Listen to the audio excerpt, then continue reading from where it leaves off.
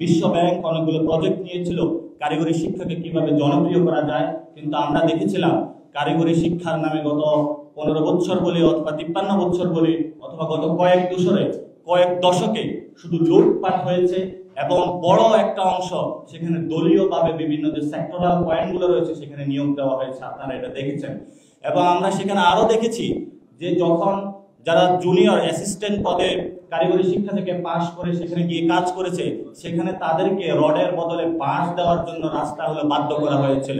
কিন্তু যারা এই কারিগরি সেক্টরে ভাইরা তাদের সাথে আমরা মিটিং করেছিলাম, কথা বলেছিলাম, তারা আমাদেরকে প্রতিশ্রুতিবদ্ধ হয়েছিল যে আগামীর বাংলাদেশে এই ধরনের যেখানে কোনো অন্যায় হবে সেখানে এই অন্যায়কে প্রতিহত বা রুখে দেওয়ার জন্য তারা কাজ করে যাবে এবং তাদের যে প্রফেশনাল দায়িত্ববোধের জায়গা থাকবে তেমনই একজন সমাজে সুন্দর সোসাইটিতে মননশীল মানুষ হয়ে তারা ভবিষ্যৎ বাংলাদেশের একটি সে সুন্দর রূপরেখা আমরা প্রণয়ন করেছি, সেখানে তারা কাজ করবে বলে আমাদের সাথে প্রতিশ্রুতিবদ্ধ হয়েছে।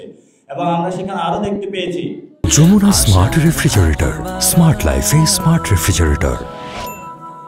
কারিগরি প্রশিক্ষণের নামে সরকার বিভিন্ন যে প্রজেক্ট দিয়েছিল সেগুলো বিভিন্ন দলীয় এজেন্ডায় নিয়ে অনেকে হলো সার্টিফিকেটের নামে টাকার বাণিজ্য করেছে।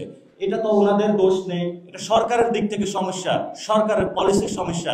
এই পলিসিগুলো কিভাবে নতুন করে পরিবর্তন করতে হয় সেজন্য হলো আমরা কাজ করব এবং আমরা আজকের এই ফোরাম থেকে এই আত্মপ্রকাশ অনুষ্ঠান থেকে সরকারের যে সেক্টরগুলো রয়েছে আমরা তাদের নিকট দাবি জানাচ্ছি আপনারা দ্রুত পলিটেকনিক, ডিপ্লোমা এবং কারিগরি যে সেক্টরটা রয়েছে ওনাদের আশু সমস্যার সমাধানে দ্রুত বোর্ড গঠন করুন। একটি বোর্ড গঠনের মধ্য দিয়ে ওনাদের সংস্কার কার্যক্রমগুলো আপনারা দাবিগুলো মেনে নেন। যদি আপনারা এটা না নিতে পারেন ভবিষ্যৎ বাংলাদেশের যে স্বপ্ন আপনারা আমাদেরকে দেখাচ্ছেন তাদেরকে যদি আপনারা একীভূত ওইখানে না করতে পারেন আমরা সেই স্বপ্ন সফল হবে বলে মনে করি না। এই জন্য বাংলাদেশের সকল যারা অভিভাবক রয়েছেন, শিক্ষার্থী রয়েছেন, যারা পলিটেকনিক ইনস্টিটিউশনের কর্মচারী রয়েছেন, বিভিন্ন সেক্টরে যারা সিনিয়র বস রয়েছেন, সবাইকে বলবো অনেক অবহেলা রয়েছে। এবার আর পলিটেকনিকে যারা পড়াশোনা করেছে, ডিপ্লোমা যারা করেছে তাদের প্রতি আর কোনো অবহেলা আমরা দেখতে চাই না।